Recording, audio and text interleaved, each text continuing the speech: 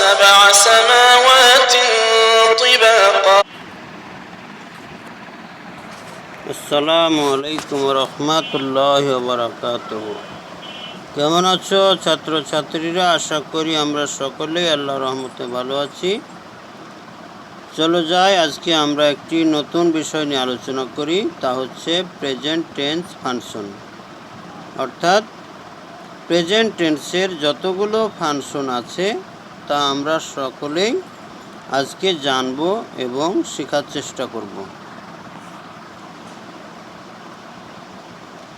The lessons we will learn here: translation quality, speaking power, language command. আমরা যে বিষয়গুলো শিক্ষণফল হিসাবে শিখতে পারব, বিশেষ করে আমাদের প্রেজেন্ট টেন্সের উপর, তা হচ্ছে ট্রান্সলেশন কোয়ালিটি, ভাষান্তর গুণাবলী, স্পিকিং পাওয়ার, কথা বলার ক্ষমতা, ল্যাঙ্গুয়েজ কমান্ড, ভাষার উপর দখল। তিনটি বিষয়ে আমরা সুন্দর কিছু শিখতে পারবো ইনশাল্লাহ।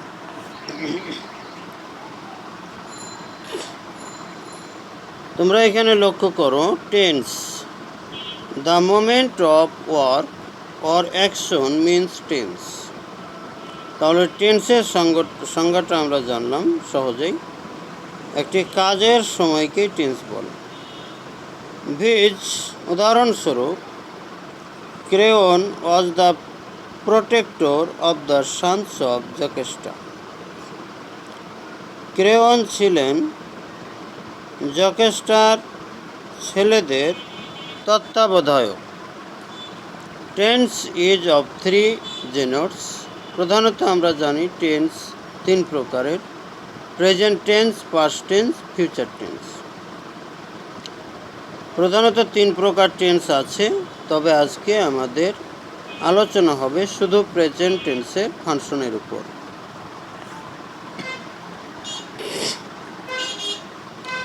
Present tense, the activity referred to perform in the present time is called present tense. Which monastery is called a kind of begging. তাহলে যে কাজটি বর্তমান সময়ে করা হয় সেটি হচ্ছে প্রেজেন্ট টেন্স। উদাহরণস্বরূপ আমরা বলতে পারি, monastery is called a kind of begging. অর্থাৎ মঠচারী হয় এক ধরনের ভিক্ষাবৃত্তি। পাস্ট টেন্স, ফিউচার টেন্স, লক্ষ্য করুন, the action or work held in the past time is called past tense. Which Ronox was born in France. Future tense, the performance occurred in the future time is called future tense. Which Bahadur Shah will attend the party. তাহলে আমরা যদিও আজকে present টেন্সের উপর পুরোপুরি আলোচনা করব, তবে শুধু সংক্ষেপে পাস্ট টেন্স এবং ফিউচার টেন্সের সংজ্ঞাটা আমরা একটু জানলাম। যে কাজ অতীতে সংগঠিত হয়েছিল বোঝায়, সেই কাজটাকে আমরা বলবো পাস্ট টেন্স। যে কাজটি পরে হবে বোঝায়, তাই সেই সময়টা বা টেন্সটাকে বা কালটাকে বলবো ফিউচার টেন্স।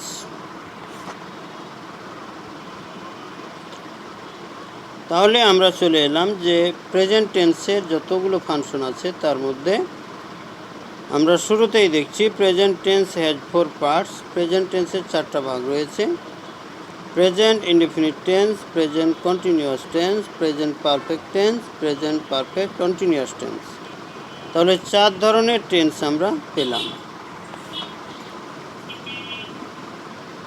তাহলে লক্ষ্য করুন, present indefinite tense, the time that refers the present time, present moment, is called present indefinite tense. যে সময়টা বর্তমান সময়, সেই সময়টাই হচ্ছে present tense. which Milton organized for a horse race. Milton একটি ঘোড়া দৌড়ের আয়োজন করেন।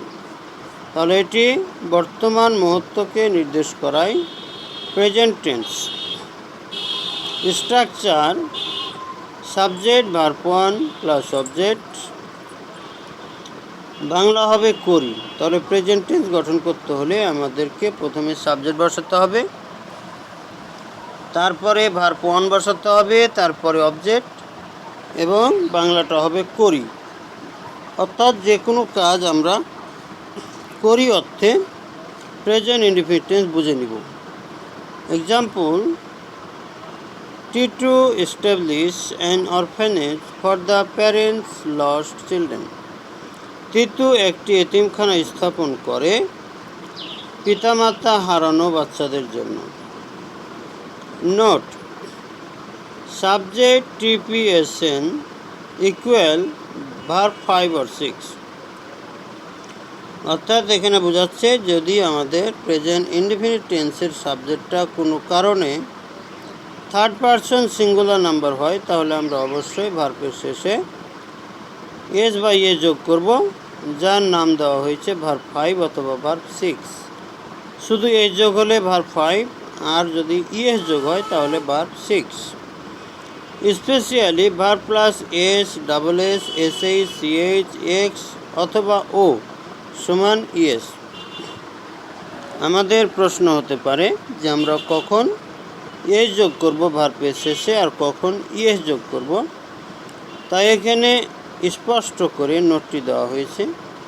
যদি আমরা দেখি যে প্রেজেন্ট ইনডিফিনিট টেন্সের সাবজেক্টটি থার্ড পারসন সিঙ্গুলার নাম্বার, তাহলে আমরা ভার্বের শেষে এস বা এস যোগ করব। তবে যদি দেখি যে ভার্বের শেষে এস আছে, ডবল এস আছে, SH অথবা CH অথবা X অথবা ও, এই ছয়টির যে কোনো একটি আছে, তাহলে আমরা সেই ক্ষেত্রে ইএস যোগ করব। অর্থাৎ সেই ভার্বের শেষে ইএস যোগ করে দেব। যেমন রমিক্স goes to cinema at the evening. রমিক্স সন্ধ্যাবেলায় সিনেমা যায়। তাহলে গো ভার্বের শেষে আমরা লক্ষ্য করি ও আছে, তাই এখানে ইএস যোগ করলাম। ওকে। নেগেটিভ, যদি আমরা প্রেজেন্ট ইনডিফিনিট টেন্সকে নেগেটিভ বানাতে চাই তাহলে কিভাবে নেগেটিভ বানাবো? প্রথমে সাবজেক্ট দিব, তারপরে ডু নট অথবা ডাজ নট, তারপরে দিব ভার্ব 1, তারপরে অবজেক্ট। তাহলে আমরা সূত্রটি শিখে গেলাম। উদাহরণটি লক্ষ্য করুন। Viz Munir does not come to the camp in time.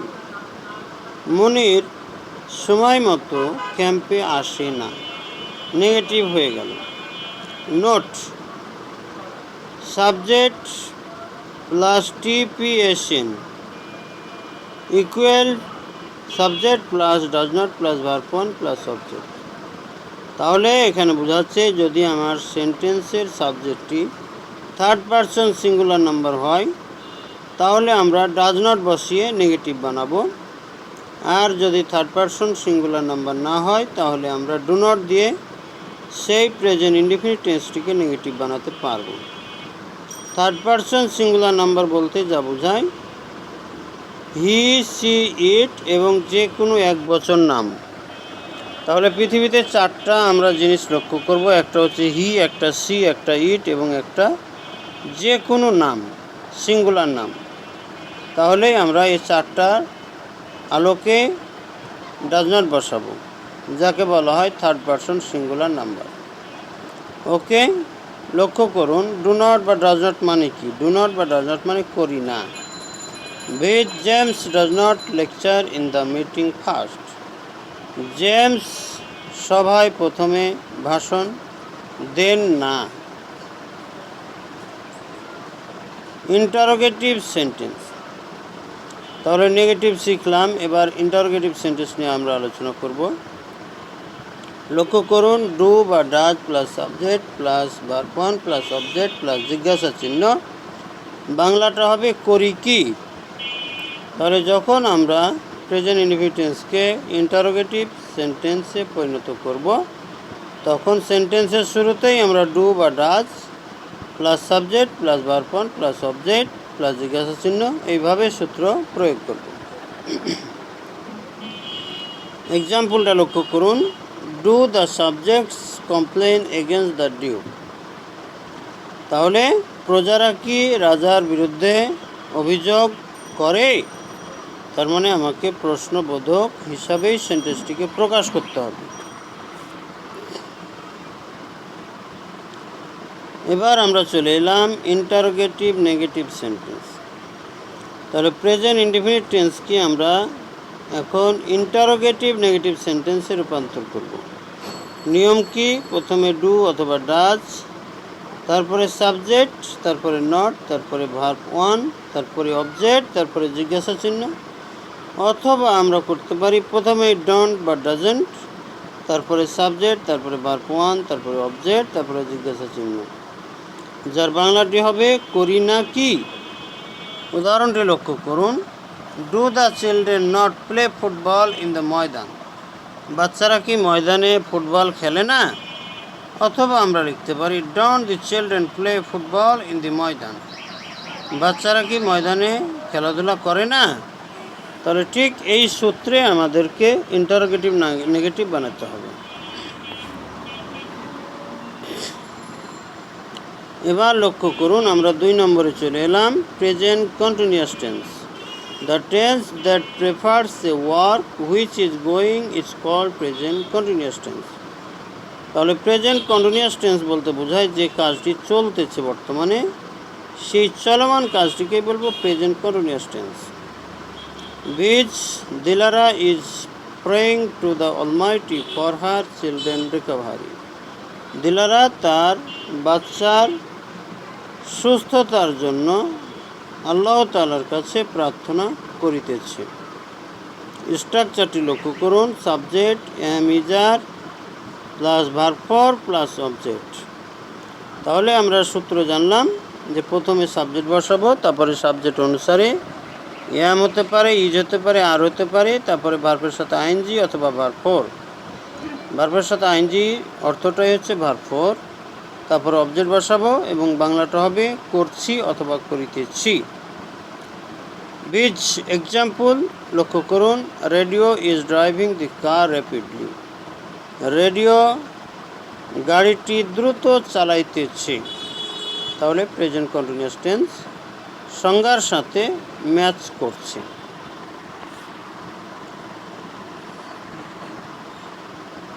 Negative sentence. আমরা প্রেজেন্ট কন্টিনিউয়াস টেন্সকে কিভাবে নেগেটিভ বানাবো? প্রথমে সাবজেক্ট, তারপরে এম, ইজ, আর, তারপরে নট, তারপরে ভার্ব ফর, তারপরে অবজেক্ট। খুব সহজেই আমাদের সূত্র প্রয়োগ করলে হয়ে যাবে। বাংলাটা কি হবে? করছি না অথবা করিতেছি না। Example, Bhim is not sleeping because of his children illness. Bhim তার বাচ্চাদের অসুস্থতার কারণে ঘুমাইতেছে না। Interrogative sentence. এবার আমরা চলে এলাম যে প্রেজেন্ট কন্টিনিউয়াস টেন্সকে কীভাবে ইন্টারোগেটিভে রূপান্তর করব। প্রথমে বসাবো এম অথবা ইজ অথবা আর, তারপরে সাবজেক্ট, তারপরে ভার্ব ফর, তারপরে অবজেক্ট, তারপরে জিজ্ঞাসা চিহ্ন। বাংলা কি হবে? করছি কি অথবা করিতেছি কি, এইরূপ। বিচ উদাহরণটি লক্ষ্য করুন। ইজ রিব fishing in the deep sea. রিব কি গভীর সাগরে মাছ ধরিতেছে? তাহলে আমাদের এটা ইন্টারোগেটিভ সেন্টেন্স হয়ে গেল।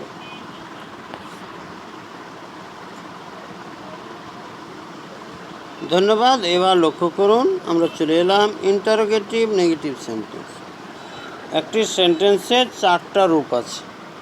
এই 4টা রূপ আমাদের শিখতে হবে। এবার আমরা প্রেজেন্ট কন্টিনিউয়াস টেন্সকে ইন্টারোগেটিভ নেগেটিভ সেন্টেন্সে রূপান্তর করব। নিয়ম কি? প্রথমে ই, এম, ইজ, আর যে কোনো একটি, তারপরে সাবজেক্ট, তারপরে নট, তারপরে ভার্ব ফর, তারপরে অবজেক্ট, তারপরে জিজ্ঞাসা চিহ্ন। অথবা আমরা দিতে পারি amn't, isn't, aren't plus subject plus verb four plus object plus জিজ্ঞাসা চিহ্ন। বাংলাটা কি হবে? করছি না কি অথবা করিতেছি না কি, এইরূপ। উদাহরণটি লক্ষ্য করুন। Are the children not playing football in the maidan. বাচ্চারা কি ময়দানে ফুটবল খেলছে না? অথবা aren't the lads making noise in the meeting. ছেলেরা কি সভায় গোলমাল করতেছে না, এরূপ। এবার আমরা চলে এলাম present perfect tense. The action that has been done at the present time is called present perfect tense. যে কাজটি বর্তমানে হয়েছে বোঝায় সেই কাজটি হচ্ছে প্রেজেন্ট পারফেক্ট টেন্স।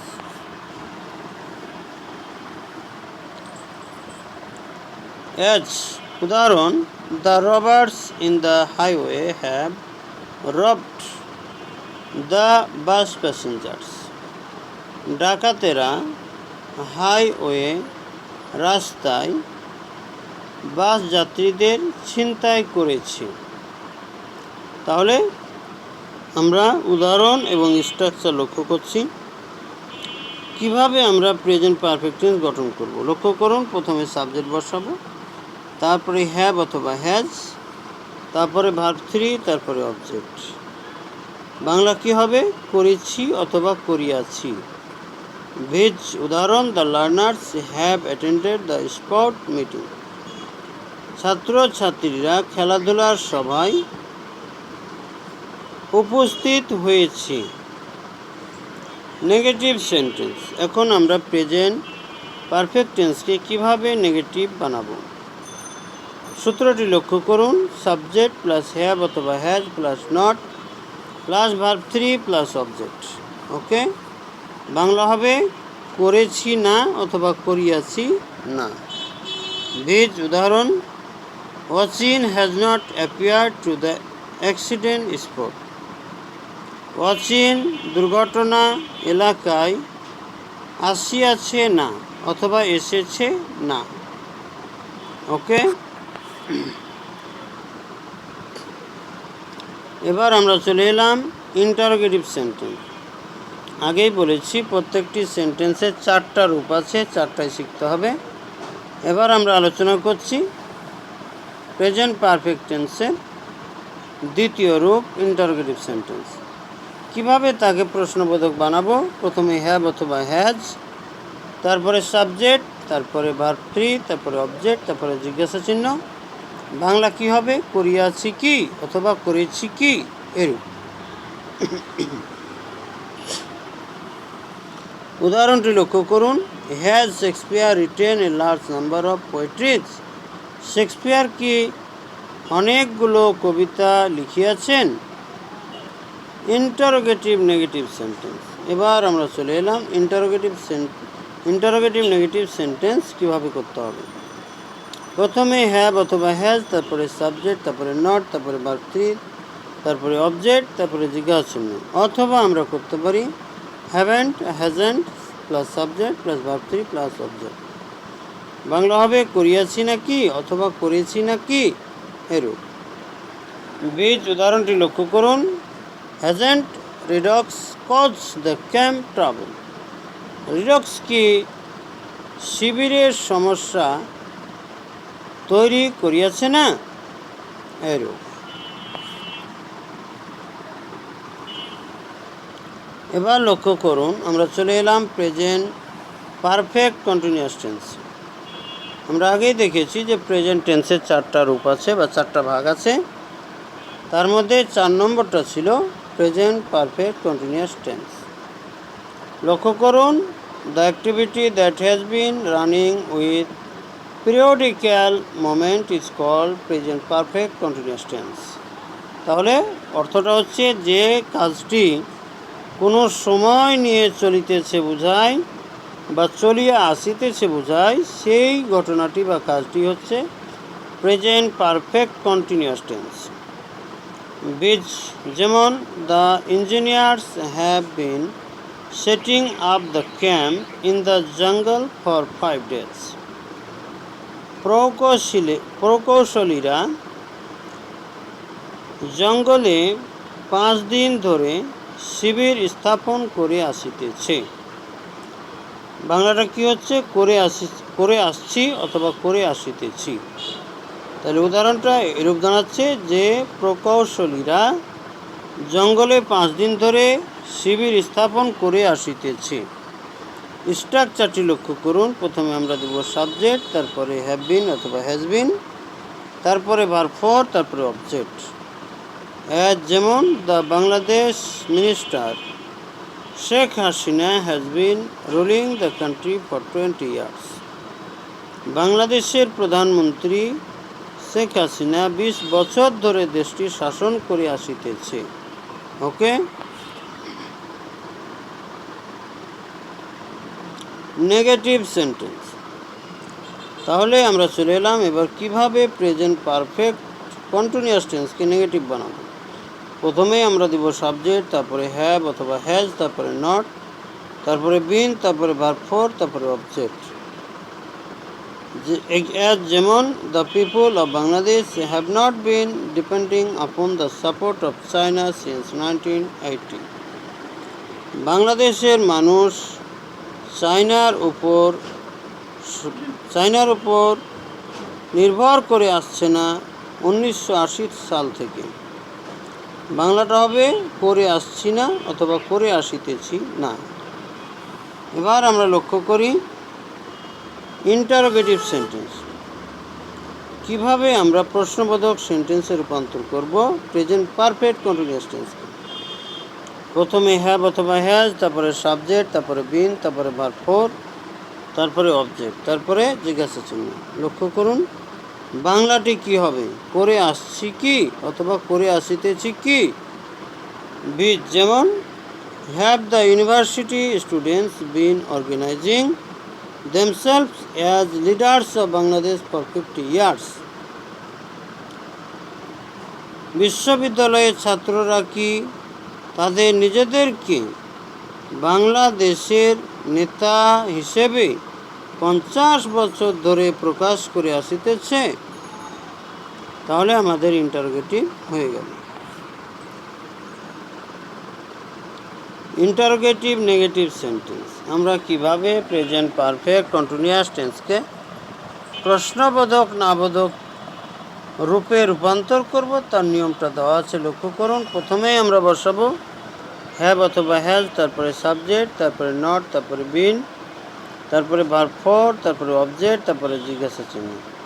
অথবা আমরা লিখতে পারি হ্যাভেন্ট অথবা হ্যাজেন্ট, তারপরে সাবজেক্ট, তারপরে বিন, তারপরে ভার্ব ফোর, তারপরে অবজেক্ট, তারপরে জিজ্ঞাসা চিহ্ন। বাংলাটা কেমন হবে, করে আসছি নাকি অথবা করে আসিতেছি নাকি এরূপ। Example hasn't Milton been speculating on the state since his boyhood. Milton কি তার বাল্যকাল থেকেই চিন্তা করে আসছে না রাজ্যের ব্যাপারে, অথবা রাজ্যের ব্যাপারে মিল্টন কি তার বাল্যকাল থেকেই চিন্তা করে আসিতেছে না এরূপ।